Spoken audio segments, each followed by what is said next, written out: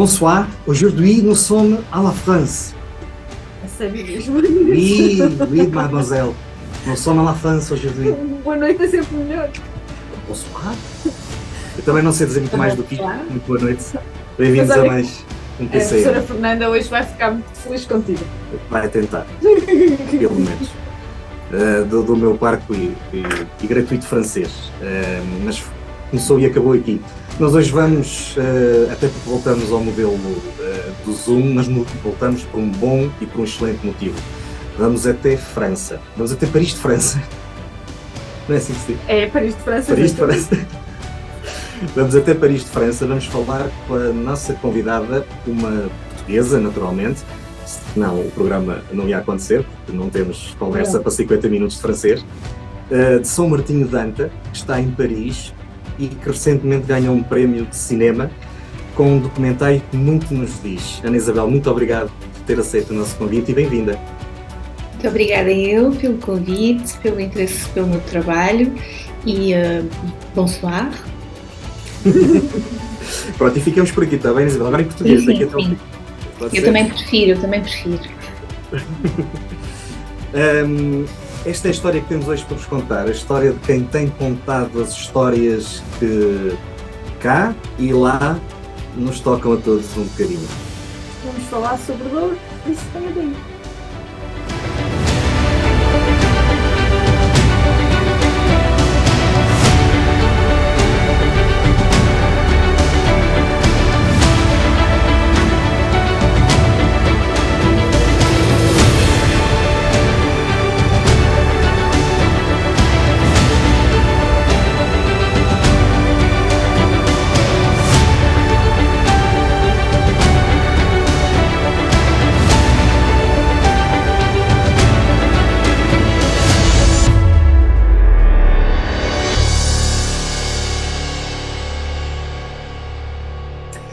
Ana Isabel Freitas é uma realizadora de cinema natural de São Martinho de Anta que recebeu no início de fevereiro o prémio de melhor realizadora de filmes documentários num festival em Edimburgo, na Escócia. Mas Ana Isabel Freitas é mais do que realizadora. Tem uma paixão pelas artes, pela pintura e pela sua região. Diz que gosta de se focar na relação entre as pessoas e os lugares e é isso que tenta trazer, sobretudo ao seu trabalho no cinema de documentário. Desde Paris, onde reside atualmente, está hoje connosco, mais uma vez muito bem-vinda. Ana Isabel, lá embaixo é o filme que lhe valeu este prémio no World Independent Cinema Awards, na Escócia. O que é que tem de especial este filme? Bem, este filme tem toda uma história que só em si, desde o início da ideia do filme até ele chegar aos festivais, dava todo um outro filme. Ele chama-se Lá em Baixo, porque é uma expressão muito utilizada aqui em França para designar Portugal. Portanto, e para mim, quando comecei a ouvir vou lá em baixo, ou é feito como lá em baixo, estou a cozinhar como lá em baixo. E durante o tempo que eu passei, principalmente com o filme sobre 3 ranchos folclóricos portugueses em França e as associações que os detêm, assim como alguns convidados especiais, mas sempre ligados ao folclore, à imigração, à tradição. E lá em baixo é uma expressão que eu comecei a ouvir desde o início do filme e aqui e ali que toda a gente usava para designar Portugal. Eu achei que poderia ser realmente o título do filme porque mostra a proximidade ao mesmo tempo com uma distância enorme, não é? França e Portugal geograficamente não é propriamente ao virar da esquina, mas a proximidade é tão grande das pessoas com as suas raízes, com as tradições, que estavam sempre a repetir, quando vou lá em baixo, quando faço isto lá em baixo. Lá em baixo para mim era, não sei, descer a rua para ir à fonte. Não fazer uma viagem enorme. Pois, nós às vezes dizemos isso quando vamos a Lisboa ou ao Algarve ou uma coisa desse género, mas de facto eu não tinha consciência que esse termo era usado em França sobre Portugal. Engraçado. Mas ele é usado, são os portugueses que usam ou são os franceses? São os portugueses, claro. São os portugueses. Há qualquer coisa de muito familiar. Eu depois acabei por traduzir o título, que não foi muito fácil, em francês para Là-bas, que é uma coisa um bocadinho mais parecida com lá em baixo, e que tem essa ideia de geográfica de em baixo, não é? De mais a sul, e depois over there, em inglês, porque acho que dá esta ideia de ligação. Apesar de estar longe, há qualquer coisa que une ainda, muito forte. Esta não é a primeira vez que o filme estava em destaque em festivais de cinema. Teve 4 nomeações em início e venceu o mesmo prémio de melhor documentário em língua estrangeira, não é? Sim, no fundo foi esse prémio que tornou possível depois a inscrição no World International Cinema Awards, porque isto é uma rede de documentários que existem em várias cidades. Eu tinha sido nomeada para nisso com 4 nomeações: melhor interesse histórico, melhor cinematografia, melhor realizador de documentário de língua estrangeira e melhor documentário de língua estrangeira. Acabamos por ganhar o prémio de melhor documentário de língua estrangeira, e foi esse prémio que depois automaticamente inscreveu o filme no festival de todas as cidades, e foi esse que acabámos por ganhar em Edimburgo com o melhor realizador. Mas isto não tem sido assim. Isto é no fundo o fim da viagem do filme em festivais. Agora estou a começar a distribuição e a tentar realmente que o filme vá para salas em Portugal, em França, já estreou nos Estados Unidos também, mas acaba com alguns prémios, o que é sempre bom para ajudar depois à fase seguinte, mas o caminho que o filme teve que fazer até lá foi tortuoso. Olha, eu fiquei com a sensação que ele ficou pronto até antes da pandemia, não foi? Teve que passar, ou não? Ele ficou pronto durante a pandemia. No fundo, eu tive a ideia. Eu cheguei a Paris em 2015, e a primeira coisa que fiz até foi um estágio com uma escultora francesa, a Eva Jospin, que estava a fazer uma obra monumental para o Louvre, em que eu era uma das estagiárias, uma das pequeninas abelhas que cortava cartão e montava coisas em cartão. Ela faz grandes florestas e grutas em cartão. E comecei-me a perceber muito rapidamente, ao viver na Casa de Portugal da Cité Internationale Universitaire de Paris, que é uma espécie de associação de imensas residências para artistas, estudantes, mas estando na Casa de Portugal, comecei-me a perceber como é que era ser portuguesa em Paris, e que existiam imensas associações, vários mundos, alguns que se tocam, outros nem tanto, uns um bocadinho mais intelectuais, mais ligados a universidades, outros um bocadinho mais ligados a associações com clubes de futebol, com grupos de folclore, e apercebi-me que o folclore era realmente alguma coisa de muito grande, que existiam grupos pela França inteira, não só em Paris, e isso surpreendeu-me ao ponto, não é? Porque eu nunca fiz parte de nenhum rancho folclórico, mas fiz parte da banda de música de Sabrosa durante 18 anos, portanto também é um ambiente associativo, portanto daí alguma conexão que tive com as associações e depois com o folclore em geral, não é? De ver desde criança, aí na região, e fiquei muito surpreendida com ver isso aqui. Levou a pensar em alguma curiosidade, a ter alguma curiosidade. Ao mesmo tempo, já há 2 anos que não estudava, que tinha terminado o meu mestrado, e resolvi fazer um doutoramento também, e pensei, ok, porque é que eu não faço um documentário sobre isto, porque esta ideia não me sai da cabeça desde que eu cheguei, e ao mesmo tempo é uma maneira de entrar mais uma vez na universidade, um mundo que eu gosto muito, e faço um doutoramento sobre o mesmo tema. Pronto, então comecei o projeto, portanto foi mais, entre 1 ano e meio e 2 para conhecer os grupos, fazer os contactos, porque eu sou alguém do exterior, não é? Eu não sou filha de imigrantes aqui, portanto era recém-chegado, o meu francês também não era o melhor no início. Não ser filha de imigrantes, nesse contexto? Desculpe, não compreendi. Se era um problema, entre aspas, não ser filha de imigrantes lá? Não, um problema não era, mas é mais difícil de compreender o porquê de eu estar a fazer o filme. E eu, para me integrar nestes filmes com uma câmera na mão, com um microfone e para lhes fazer perguntas, é normal que seja, como é que eu ia dizer, é normal que eu tenha que me explicar para que é isto, como é que eu vou usar, como é que eu vou representar as pessoas, não estando a viver em França há muito pouco tempo, é mais difícil de explicar essa conexão para mim do que seria se tivesse uma outra história.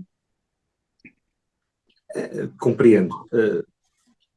Ana Isabel, só para percebermos também quem não conhece ainda o documentário, porque ele ainda não passou em Portugal, acompanhou os grupos durante um ano.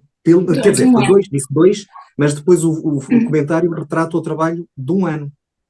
Sim, os 2 anos que eu estou a falar é preparação, portanto, pensar na ideia, como é que eu vou fazer, procurar os grupos, ser aceito pelos grupos, não é? Porque eu escolhi os grupos também me escolheram a mim, e depois em 2019 finalmente começar a filmar, depois de algumas reuniões e de pensar nessa ideia. E eu sigo esses 3 grupos, que é a Arcop Nanterre, o grupo etnográfico Povo da Nóbrega em Créteil e Juventude Portuguesa de Paris 7, e depois, entretanto, encontrei outros convidados especiais em canto de Levallois-Perret, que nos levam com canto polifónico português à capela pelas ruas de Paris no início e no fim do filme, Virginie Vilaverde, Fernando Rey, que é um tecelão, com um trabalho incrível em Portugal e que é a única pessoa que eu filmo em Portugal. Mas foi um ano, sim, de janeiro a novembro, seguindo as atividades das associações e dos grupos, e no fundo é um mergulho. Sim? Chegou a dançar, Ana Isabel? Não, houve muita insistência para que eu dançasse. Eu tenho a dizer que tenho feito projetos artisticamente muito variados e estou muito à vontade com cantar música tradicional, fazer teatro, estou muito à vontade com muitos aspectos artísticos e de performance, todos menos dançar. Tenho 2 pés esquerdos. E também, no fundo, eu também nunca quis entrar para o outro lado, apesar de ter tido, realmente, às vezes até tinham já um traje para mim, para eu ir experimentar, mas para o fim, porque isto foi preciso ganhar a confiança ao longo do ano, mas também quis manter também sempre esta certa distância, porque eu estava ali para fazer um trabalho e depois as pessoas, conforme eu vou ficando mais um mês, outro mês, começam-me a confundir quase como um membro do grupo, e depois isso pode causar outro tipo de coisas que não era o objetivo do filme. Muito bem, Ana Isabel, quando voltar a Portugal, vai vir aqui ao estúdio da Universidade FM, vai nos conhecer e vai ter aulas com a Ana, que participa e dança no Rancho Folclórico. E canta. E canta, e faz, e descasca batatas, e serve jantares, e faz tudo aquilo que nós vemos no documentário. Mas Com não todo vamos... gosto. Vou fazer este documentário.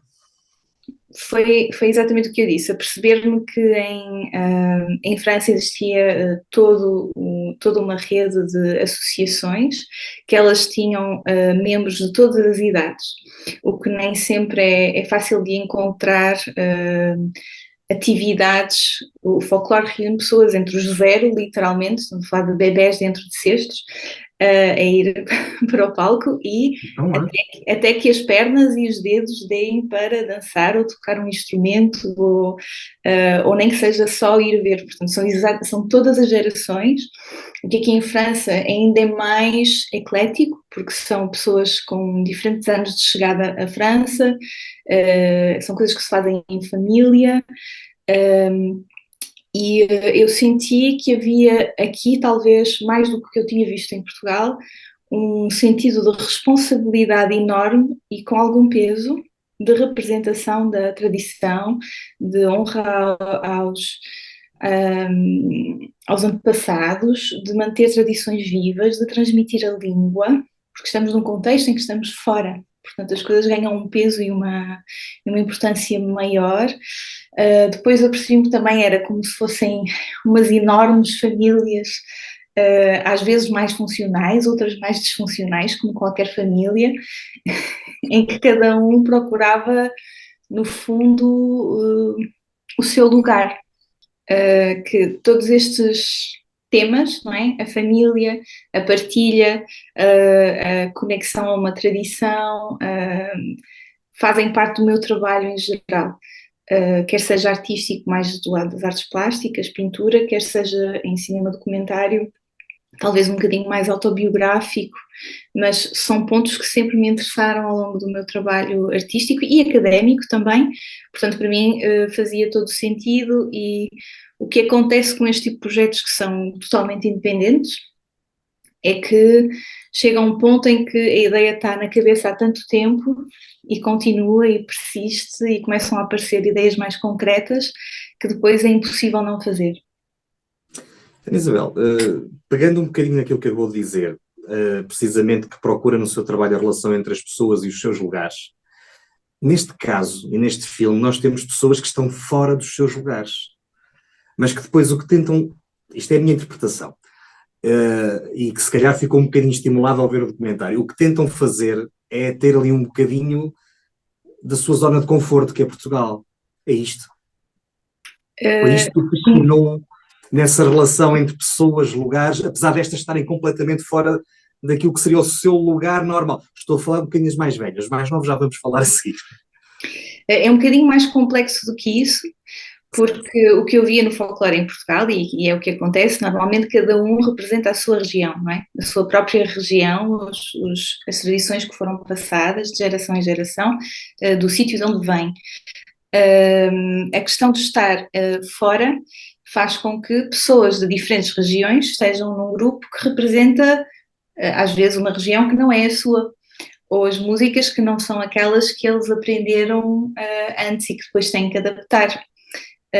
Existem algumas entrevistas no filme que falam sobre isto, sobre os viras, e na minha terra era assim, mas como aqui nós representamos assado, eu tive que alterar.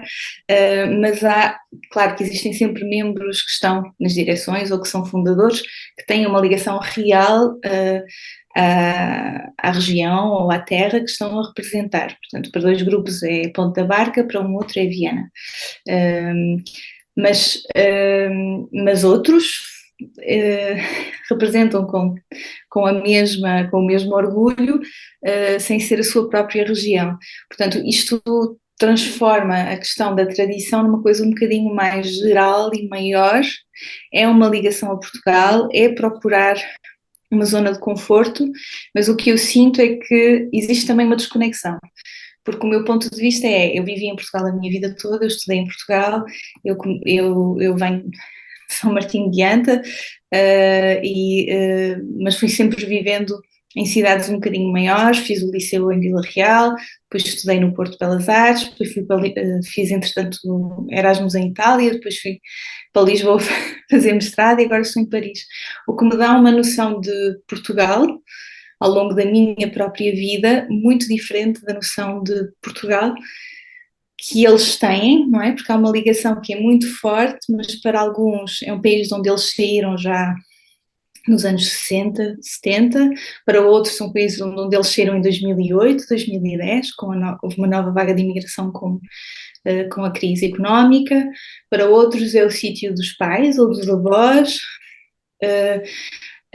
ou é o lugar onde eles vão de férias, sempre ao mesmo sítio, sempre à mesma aldeia, ou é as festas de verão, e é uma ideia muito idealizada também de Portugal. São as comidas muito específicas e o que eu vejo quando vou para aí, apesar de, claro, é um bocado como as associações também em Portugal, está muito ligado ao que é o convívio no meio associativo, mas para mim é um outro mundo que eles próprios criam e em que estão confortáveis e em que as línguas se misturam. Portanto, o filme é falado nas 2 línguas porque eu queria dar a oportunidade a cada pessoa de falar na língua que lhe é mais confortável. Para alguns é português, para outros é francês e para outros é a mistura das duas línguas. São os mais jovens que sentem vergonha de pertencer ao rancho. Eu não diria vergonha, existem vários que assumem e têm nas redes sociais, mas existe uma outra entrevista, pronto, uma de um rapaz que eu gosto muito, porque é uma entrevista assim muito sincera, em que ele diz que tem dois mundos, não é? Tem o mundo português e tem o mundo francês. Para mim, eu não leio isso como ter vergonha, leio isso como nós também temos, sei lá, os amigos não sei, do coro, os amigos do ginásio, é um bocadinho, às vezes nós separamos também um bocadinho os nossos grupos e eu acho que também é uma questão um bocadinho de proteção, da mesma forma que há alguns anos havia mais dificuldade nas famílias em ensinar português em casa, porque queriam que os filhos fossem integrados de uma forma que os pais não conseguiram. Neste momento, eu acho que os jovens depende um bocadinho dos grupos e dos amigos que têm, porque não é fácil, mesmo em Portugal, não é? Fazer parte de um rancho e ser uma pessoa nova e ter os trajes e. Não, em Portugal temos toda a mania que aquilo não é fashion. Exatamente, ou que não compreende bem, então um rapaz a dançar, portanto eu acho que isto não tem tanto a ver com vergonha, mas tem a ver com alguma proteção de dizer a quem sabem que vai compreender, porque na realidade isto é mesmo muito português, o facto destes grupos existirem e existirem desta forma tão grande e tão forte, porque outras comunidades, como a comunidade italiana, que também tem um folclore bastante forte, e que está aqui há tanto ou mais tempo que os portugueses, estes grupos não existem da mesma forma. Portanto, isto é uma coisa muito, muito portuguesa e difícil de Muito não. explicar, mesmo a amigos que sejam também tenham também outras origens que não só puramente francesa. Ana Isabel, durante o documentário, isso nota-se de certa forma, há pouco estava a dizer que teve alguma preocupação em não se envolver a dançar e não se envolver demais para que houvesse ali algum distanciamento para poder captar o mais puramente possível o que pretendia. A verdade é que isso resultou, a meu ver, que não percebo nada de cinema, só gosto de ver, a verdade é que resultou muito bem, porque aquelas pessoas praticamente estão-se a marimbar para o facto de estar ali uma câmara. Eu fico com essa sensação, isso é genuíno, pronto. Sim, eu também tenho a ideia de camuflar-me o mais possível, encontrar aqueles espaços um bocadinho como uma mosca na parede, apesar de, claro, há sempre alguma interação. Isso levou algum tempo. Eu acho que no início, mesmo o facto de aceitarem que eu fosse, e as primeiras interações em ensaios ou em pequenas em eventos, eles também me estavam a testar, a ver como é que, se eu ia interromper alguma coisa, se eu ia, como é que a minha estadia lá, ou o facto de eu lá estar, ia mudar ou não a maneira deles estarem. Ao mesmo tempo, eles estão conscientes que existe uma câmara, portanto, é normal que algumas coisas eles tentassem fazer mais direitinho, sem erros, ou quando para mim nada disso era o que interessava. O que interessava era a interação mais pessoal e mais natural possível. E acho que isso foi uma coisa que se foi ganhando, por um lado, mais à vontade comigo, e por outro lado, eu também fui aprendendo a quando ligar a câmara. É uma das coisas mais difíceis no meu trabalho, enquanto realizadora de documentários, porque como eu trabalho com uma equipa de que sou eu, e faço todo o processo desde a produção até a realização e depois a montagem, e é na montagem que eu vou criar a história, apesar de com um período de rodagem tão grande, eu tive tempo também de ir percebendo o que é que eu já tinha filmado, o que é que eu queria de novo ao longo dos meses, que entrevistas fazer, já tinha visto quem é que teria mais à vontade para falar, ou às vezes nem a pessoa que vem mais para a frente ou tem mais à vontade, mas que teria uma coisa interessante para dizer, também faz parte do meu trabalho. Mas quanto mais eles estavam confortáveis com a minha presença, mais realmente sim, estavam simplesmente a fazer aquilo que faziam. E às vezes nas entrevistas acho que conseguimos chegar a uma certa intimidade que, claro, eles sabem que há uma câmara e isso muda sempre o que nós queremos dizer, mas penso que conseguimos chegar a algo de verdadeiro. Ou era esse o objetivo? Há pouco dizia-nos que o Lá Embaixo ainda não tinha sido exibido em Portugal, que já tinha sido exibido nos Estados Unidos. Quando é que o poderemos ver cá? Eu gostava muito de poder responder a essa pergunta com datas específicas, mas ainda não, mas estou em negociações. Gostaria muito de o levar a Ponta da Barca, porque há 2 grupos que são de Ponta da Barca e acho que faz todo sentido mostrar às pessoas que lá estão e que veem estas pessoas chegar, os protagonistas do filme, chegar no verão, terem uma ideia do que é que se passa realmente em França e do quão apegados a isto tudo as pessoas estão e o quão lutam por manter algumas coisas que mesmo em Portugal às vezes não se mantêm. Também vou tentar levar aí, não é? Porque há a ligação comigo, com o meu trabalho, mas estou a tentar.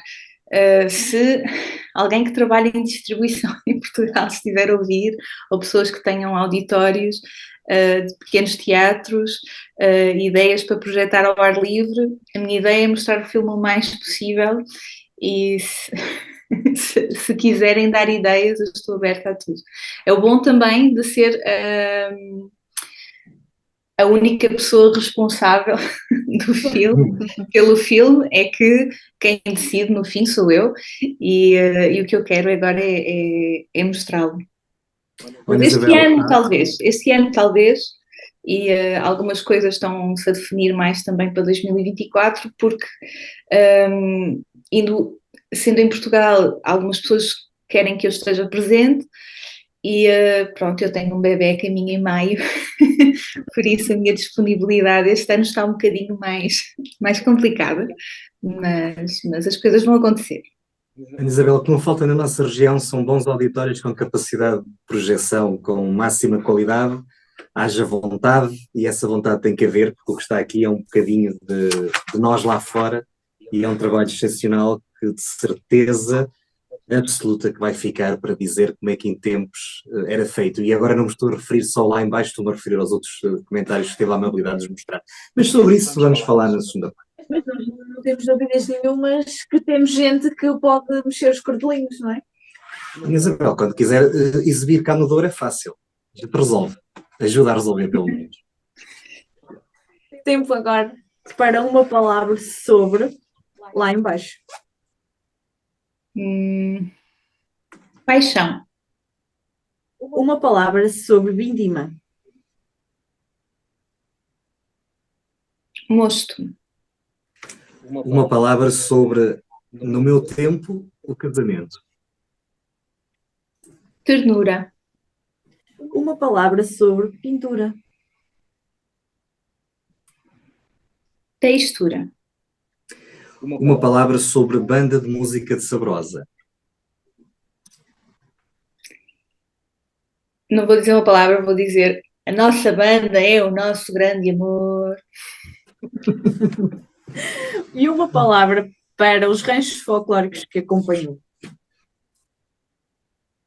Força. Nós hoje estamos à conversa com a Ana Isabel Freitas. Ela é realizadora de cinema documental, gravou ao longo do ano o trabalho feito por 3 grupos, 3 ranchos folclóricos em Paris, que são oriundos de Portugal, e com isso guardou um bocadinho da história também destas pessoas. Na segunda parte vamos conhecer o que mais faz a Ana Isabel. E é bem interessante, portanto não perca. Universidade FM. Procura-nos no Facebook em universidade.fm. Da imensa paixão pela região nasceu a Associação Valdouro. Vamos, em 2022, continuar o nosso caminho, a fazer o que estiver ao nosso alcance pela região, por si e sem pedir nada em troca. Apenas que caminhe connosco. Universidade FM. Mua! Bem-vindos à segunda parte do PCM. Nós hoje estamos na Cidade da Luz, quer dizer, a Ana está na Cidade da Luz, nós estamos aqui às escuras, quase às escuras, ali ao fundo, só a luz aqui. Estamos a conversar com a Ana Isabel Freitas, portanto a Ana que está em Paris é a Ana Isabel Freitas, não é a Ana Gouveia, ela está aqui. Que também é Ana Isabel. Também é a Ana Isabel, para mal dos pecados dela tem que estar aqui, não pode estar lá. Isso era uma música da Linda de Souza. Tu hoje estás imparável. Bom, antes que retome aqui o meu francês fantástico, Ana Isabel, este não é o primeiro trabalho e teve a amabilidade de nos mostrar alguns dos outros trabalhos, já fomos dizendo, mostrou-nos a Vindima e mostrou-nos também agora esqueci-me do nome, No Meu Tempo o Casamento, e agradecemos profundamente, porque eu em particular, como disse na primeira parte e não me canso de repetir, fiquei deliciado, porque vi ali muitas coisas que acho que a história são momentos que todos nós temos na nossa vivência aqui na região. Mas este Vindima, que foi lançado em 2015, ou que ficou pronto em 2015, é um documentário que lhe é muito especial. Porquê? Sim, para já é a minha primeira experiência com cinema. E para além disso, e mais importante que isso, é sobre a vida dos meus avós. Portanto, a ideia o filme chama-se Uma Vindima, e nas letras de Vindima eu procuro em maiúsculas as palavras vida, porque é uma vida, uma vindima, porque eu penso que a vida dos meus avós pode ser um bocadinho o espelho da vida não só deles especificamente, mas de imensas famílias na nossa região, no Douro, uma vida de trabalho duro, uma vida muito bonita, repleta de canções e de família e de comida e de amor, mas também com algum fado no sentido tragédia. Portanto, acho que retrata um bocadinho do que todos nesta região podem ter vivido praticamente nos últimos 100 anos. Houve uma mudança enorme, novas gerações, novas tecnologias, novas maneiras de fazer as coisas, histórias de luta contra os elementos, de ter que sair porque a região era pobre durante a ditadura para assalto, para emigrar, famílias sem notícias durante muito tempo e que depois se voltaram a reunir. Portanto, isto é tudo sobre a vida dos meus avós, mas eu pensei que valia a pena que fosse a primeira história que eu conto pelo meio do cinema, e depois acabei por escrever também um livro que se chama Chuva, Choro, Douro, Amor, com tudo aquilo que eu não consegui inserir no filme, das histórias que fui recolhendo. É também um filme sobre transmissão, porque eu consegui finalmente sentar os meus avós, ou não sentar, eu ia com o gravador atrás deles para os terrenos, enquanto eles apanhavam laranjas, ou fosse o que fosse, para eles me irem contando as histórias. Existe o som da carrinha a andar, que eu penso que é um motor que nós ouvimos muito e que nos diz muito. Isto tem, pronto, e a Vindima como um momento central da vida, não é? Um momento que se prepara o ano todo e do qual depois ou se tem boas notícias ou más notícias, depende dos anos. Mas sim, é um filme extremamente pessoal, porque vou aos arquivos da minha família. Portanto, tenho um tio que tinha uma câmara de filmar, felizmente, e que vinha de Lisboa.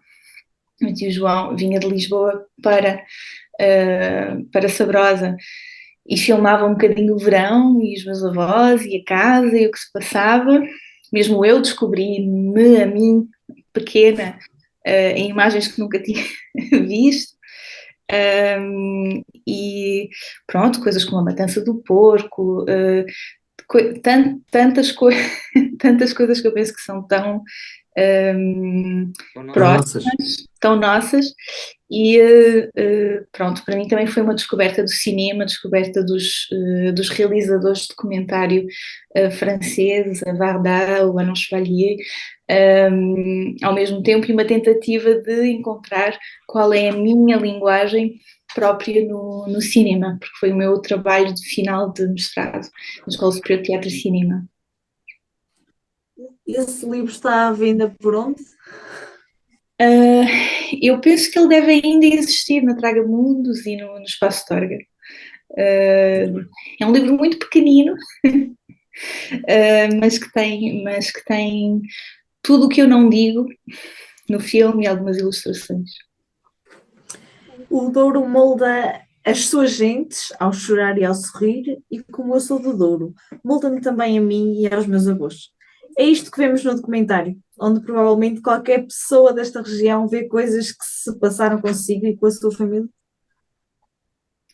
Sim, a forma como esta paisagem que é... pronto, eu sempre vivi em São Martinho de Anta, o que quer dizer que há um pé do Douro Vinha, Douro Rio, Douro Verde, Douro Floresta, e um pé na Serra da Senhora da Azinheira, que é mais árida, que tem um ou outro pinheiro aqui e ali, a rocha, e eu acredito que como pessoas também da região, nós temos estes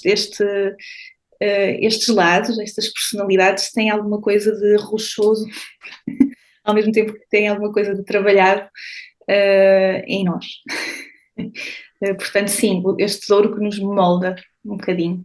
Pela passagem das estações do ano também, que mudam muito, temos, não é, o inferno e o inverno. 9 meses de inferno. Como é? 9 meses de inverno. E 3 meses de inferno. 3 meses de inferno. Também já tivemos cá o Marnoto com esse livro.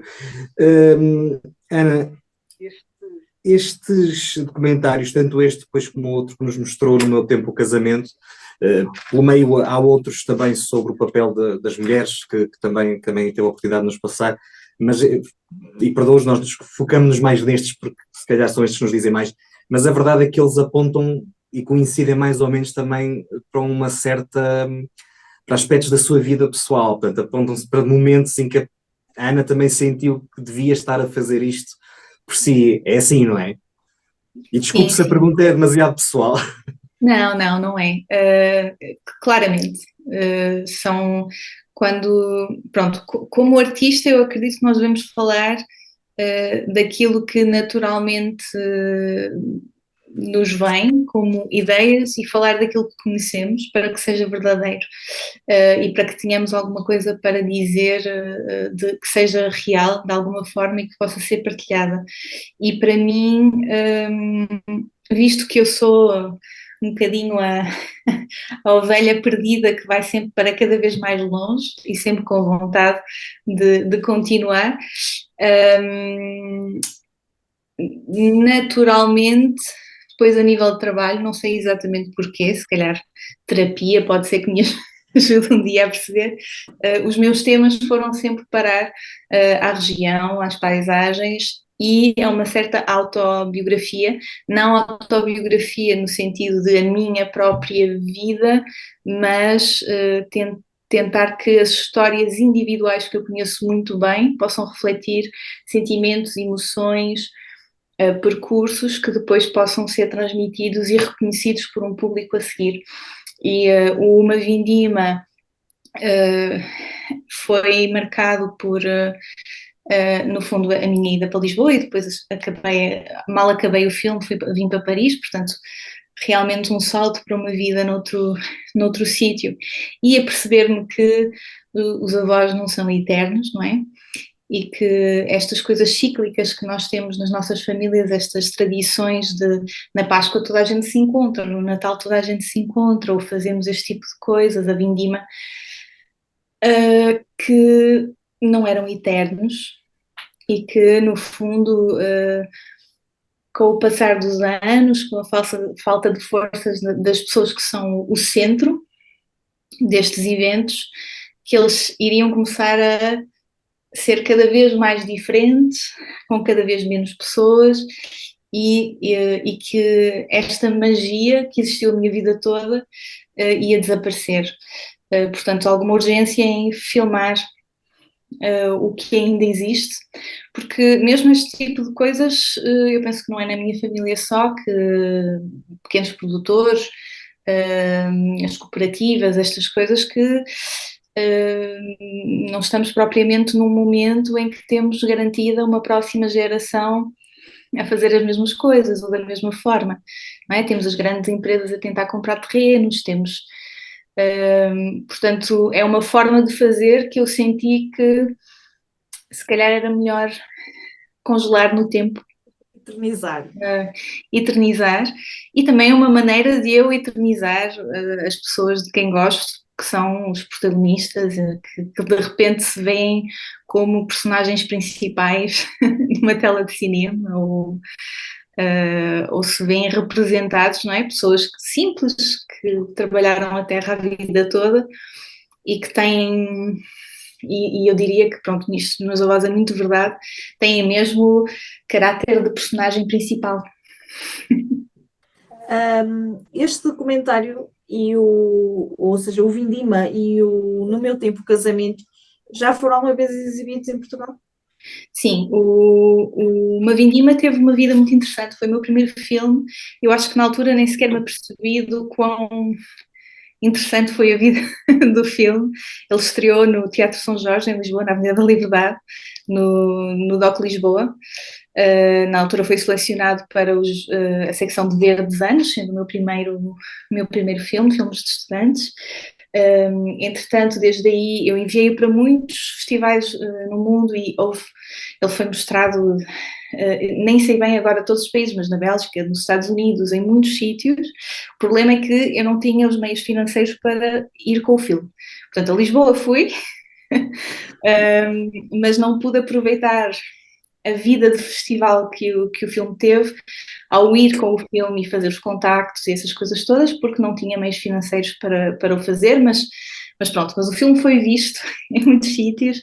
Depois o DOC Lisboa acabou por o levar a Macau, e também houve um momento muito especial para mim de apresentação em Sabrosa, porque é o sítio onde aconteceu em colaboração com a Câmara Municipal, porque dentro do filme temos músicas cantadas pelo coro da Universidade de Lisboa, que era o meu coro em Lisboa em que eu cantava, mas também pela Tuna da Universidade Sénior de Sabrosa. Portanto, fizemos um evento em Sabrosa com o filme e também com música ao vivo. Eu trouxe as pessoas de Lisboa, que ficaram a dormir em casa de família. A Tuna da Universidade Sénior cantou no palco e depois apresentei o filme. Portanto, isso para mim também foi um momento bastante especial, em que eu pude estar no palco a cantar e depois apresentar o filme um bocadinho às pessoas daí. Entretanto, depois ficou um bocadinho parado, porque eu fui fazendo outros projetos. No meu tempo, o casamento ainda não saiu em lado nenhum, eu estou agora a enviá-lo para festivais. É um filme, se calhar, ainda mais pessoal, porque no fundo, é uma neta, eu, a perguntar aos avós como é que foi o dia do casamento, porque efetivamente eu ia-me casar nesse ano e casei-me alguns meses a seguir a gravar as entrevistas. E existem algumas imagens intercaladas também em que eu costuro o meu vestido de noiva, não do zero, mas faço os ajustes eu própria à mão. E é um filme bastante feminino, não só porque só aparecem as minhas avós a falar e eu a costurar e a fazer perguntas. Mas uma das suas avós a fazer-lhe perguntas a si, Ana.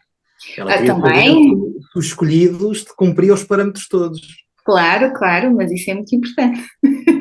Elas já o conhecem as duas há muito tempo, mas o filme acaba por ter uma... Portanto, é isso, falando de uma forma simples, e a ideia vinha no início de tentar também, no fundo, marcar uma maneira que era diferente de fazer as coisas. Nós hoje, os casamentos têm mais uma ligação quase aos filmes de Hollywood, e a tradições americanas e do que propriamente aquilo que era há 65 anos atrás ou há 50 anos atrás, quando as minhas avós se casaram. Não estou a dizer as datas bem, mas esta coisa de, não é, o noivo ir buscar a noiva à casa e depois esperarem pelo padre, e depois subirem, depois irem as pessoas todas até e a cantar até ao sítio onde se vai comer. Portanto, existem todas estas coisas que também já desapareceram de uma certa forma e que eu queria que ficassem pelo menos ditas.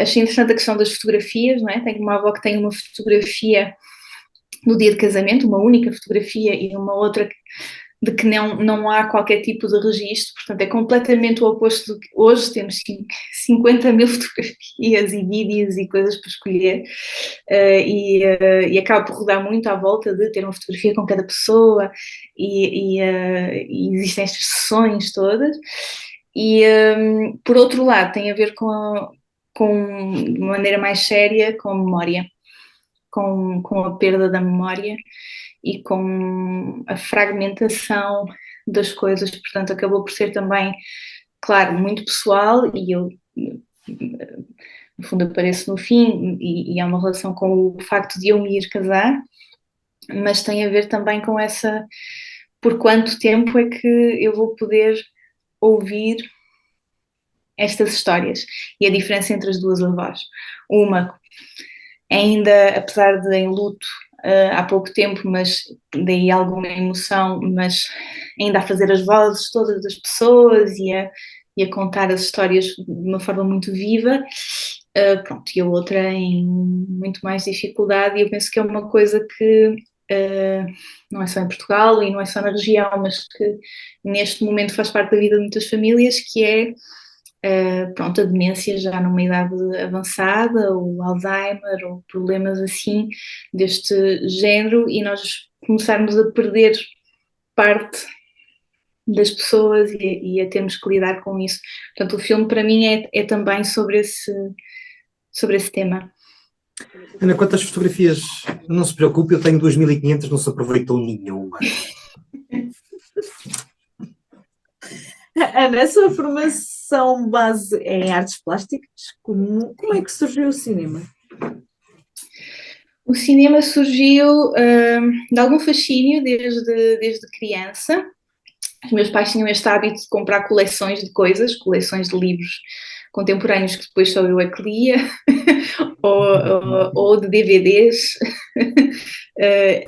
que só eu é que andava lá a ver, portanto, fora um ou outro título que víamos em família, eu sempre andei a ver os móveis lá para o fundo e a tentar encontrar e ver os filmes.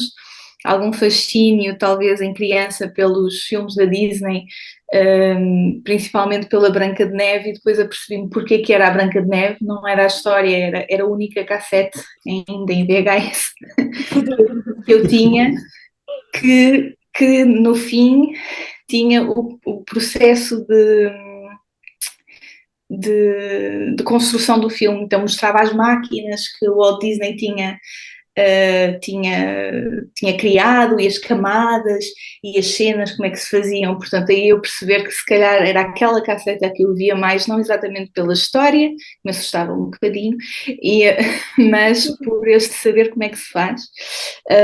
Pronto, eu diria por aí, porque a nível de cinefilia não posso dizer que sempre fui uma grande cinéfila, mesmo vocês sabem que, apesar da distância não ser muita, o cinema ia-se uma vez, muito de vez em quando ao cinema, não existem cinemas nos municípios mais pequenos, portanto ir ao cinema foi sempre um grande evento.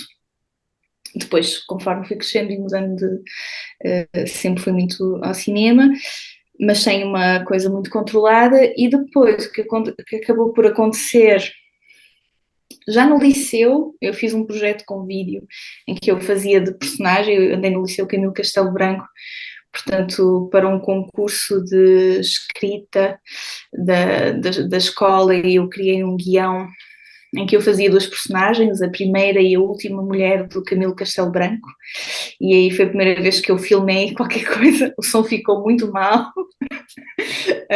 porque foi a câmara de um amigo, foi a minha primeira experiência com uma câmara de filmar, e depois, já nas Belas Artes, eu comecei no meu último ano a pensar no meu projeto final, e eu estava numa espécie de luta com a pintura, o que é que eu devia pintar, quais eram os meus temas, tinha ido a Erasmus e feito coisas diferentes, e não sabia bem o que fazer com o projeto final de quarto ano, e pensei, olha, como eu tinha um enorme fascínio pelo trabalho da Helena Almeida, que viu a pintura um bocadinho de uma maneira mais teórica, ela sempre pensou e viu como uma pintora, mas depois acabava a fazer fotografia e performance, pensei, olha, vou também tentar fazer uma reflexão mais,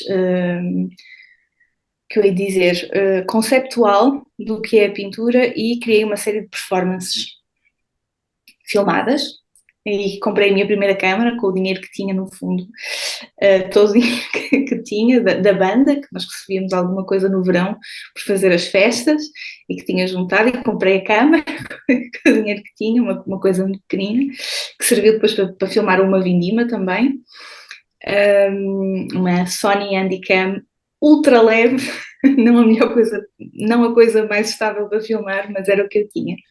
E um tripé, o mais barato que existia, que ainda tenho.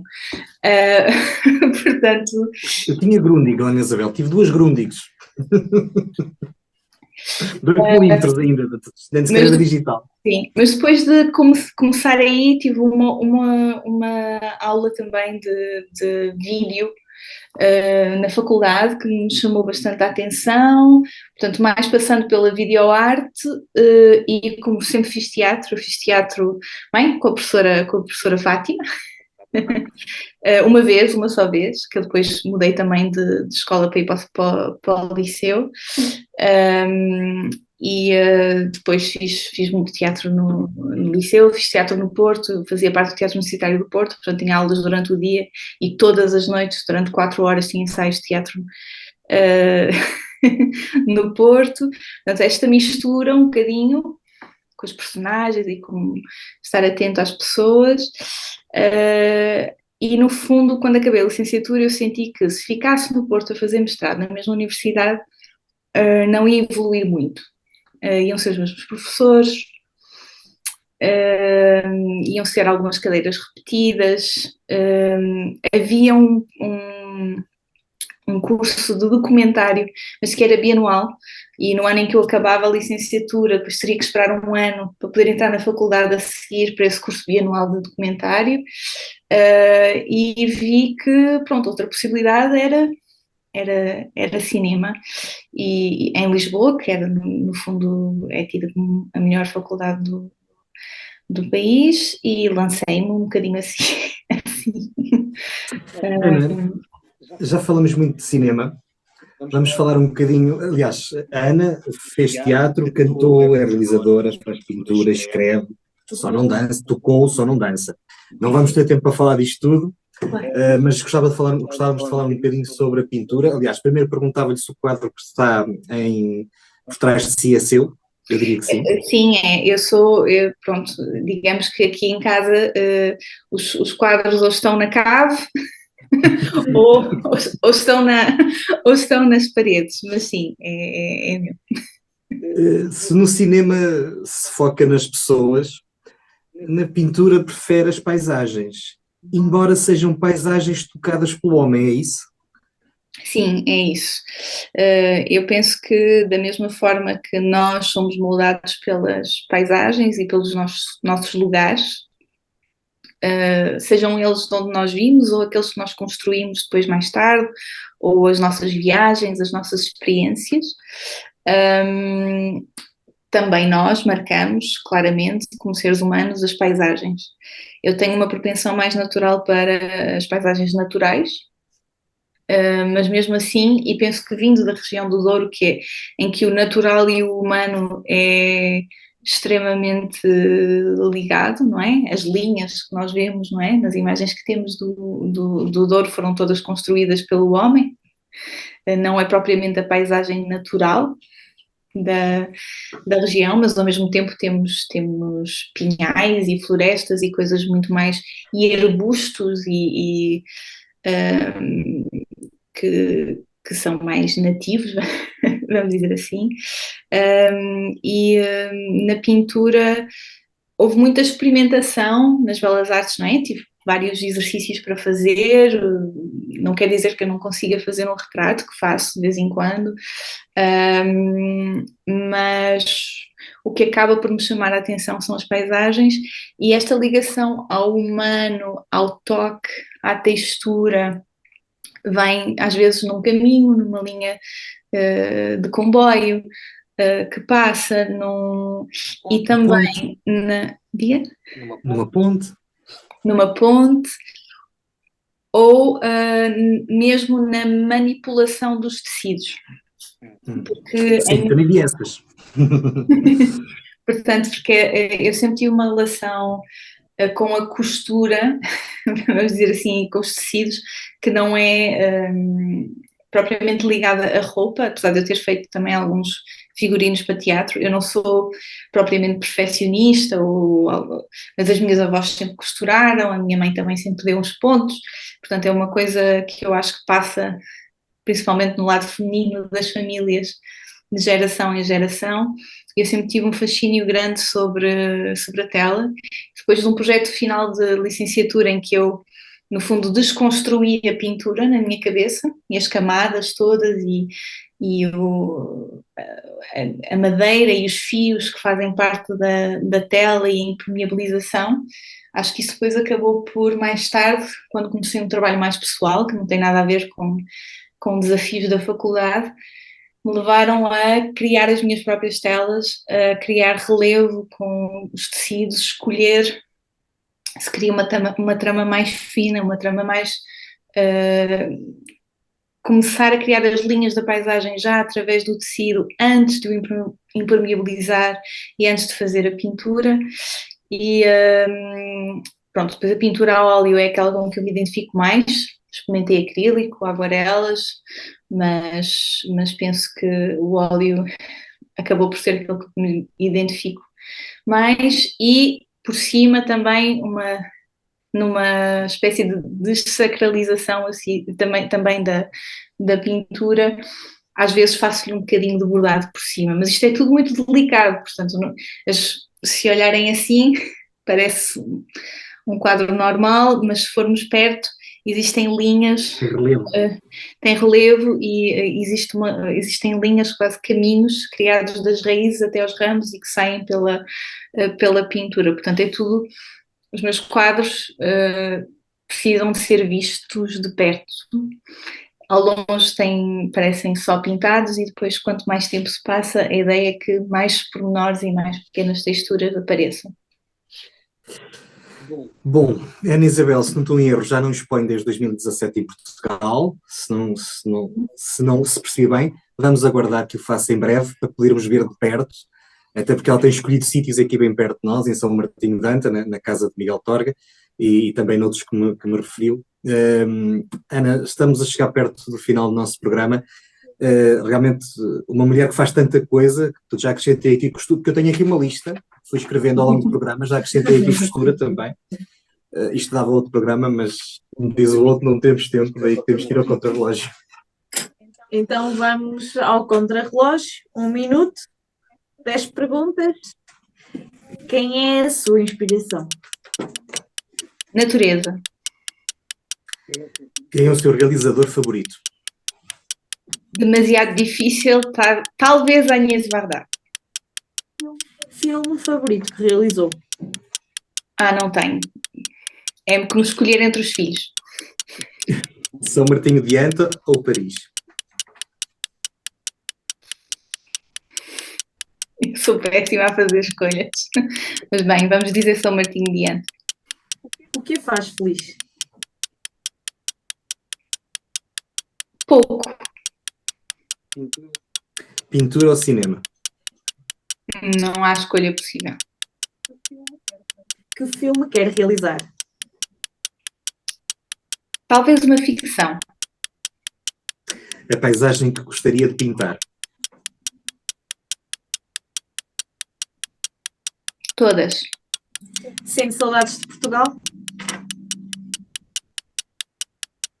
Estou sempre bem onde estou. E qual é o seu local favorito no Douro?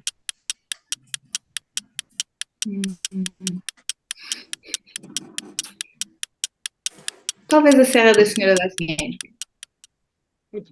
Muito bem, Ana. Foi cerca de 1 minuto e 20, o que é notável porque há aqui um delay, portanto a Ana parte em desvantagem em relação aos outros convidados. E o delay nota-se, portanto há aqui uns segundos que lhe foram subtraídos. Ana, temos mais 2 perguntas para lhe fazer nesta reta final. A primeira fazia eu, a segunda fazia a Ana. Eu perguntava-lhe se seria possível fazer uma carreira em cinema documental em Portugal. Da forma como eu estou a fazer a minha, sim, porque no fundo eu estou a trabalhar de forma 100% independente e sem estrutura, mas é difícil aí e é difícil aqui. Ana, onde se vê daqui por 10 anos? E a fazer o quê? Não faço ideia, o futuro está em aberto e ainda bem. A Ana que nos boicotou o contrarrelógio porque não faz escolhas, estou a brincar. Mas olha, deve ser um problema das Anas e Isabel. Fazerem escolhas? Gostar de escolhas, sabes como é o contrarrelógio. É meu. Ana, a Ana capta os momentos com a ingenuidade de uma região, de pessoas que amam a sua terra, que amam o seu país. Obrigado por nos deixar este registro daquela que é a sua vida, mas é também um bocadinho a nossa vida, e por criar estas peças que vão de certeza daqui por uns anos, se calhar quando mostrar ao seu bebê, quando se for mais crescido, e que ele vai certamente valorizar, e só por isso tenho a certeza que já terá valido a pena, porque estamos aqui a falar de registros e que a mim me deixaram profundamente, não sei, deixaram-me profundamente. E depois acrescentar que é muito triste que uma região que gasta milhões de euros num Douro Film Harvest se esqueça de coisas como aquelas que a Inês Isabel vai fazendo. Muito obrigado por ter aceito o nosso convite. Obrigada a eu. Obrigada, Ana. Foi um gosto de conversar consigo. Eu gosto de conversar convosco, espero que tenha sido aquilo que esperava. E as maiores felicidades para maio. Obrigada. Ai, para o resto E para o da resto, Pois, enfim, só começa em maio. O Para Cá dos Montes é uma coprodução da Associação Valdouro com a Universidade FM. apresentação de Almeida e Ana Gouveia. E todas as semanas está disponível no Spotify, Apple Podcast, Google Podcast, Castbox e YouTube. E até para a semana. Nem tudo é mal na nossa região. Muito obrigado por isso. Nós voltamos para a semana com outra das grandes mulheres desta região.